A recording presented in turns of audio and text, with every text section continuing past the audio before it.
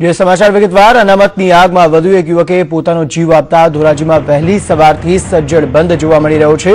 ઉપલેટાના મોટી પાનેલીના રહેવાસી સંજય ઉર્ફે પ્રકાશ રાણી નામના યુવકે આપઘાત કરતા સમાજના આગેવાનોને શાંતિની અપીલ કરવામાં આવી છે।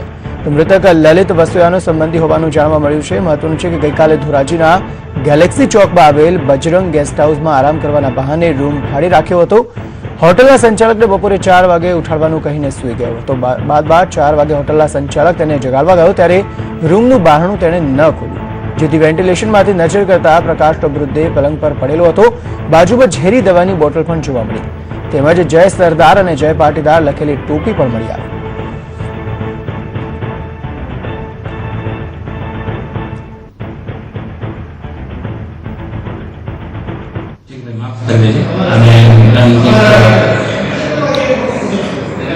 બેંકની લોન છે તે ચૂકવવા માટે રજૂઆત કરી છે। એક ચિઠ્ઠી બીજી લખી છે કે અનામત મેળવવા માટે, અનામત મળે એના માટે લડત રાખવા માટે અને વિનંતી કરી છે।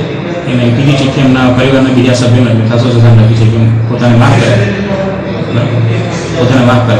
આ પગલાં કરવા માટે।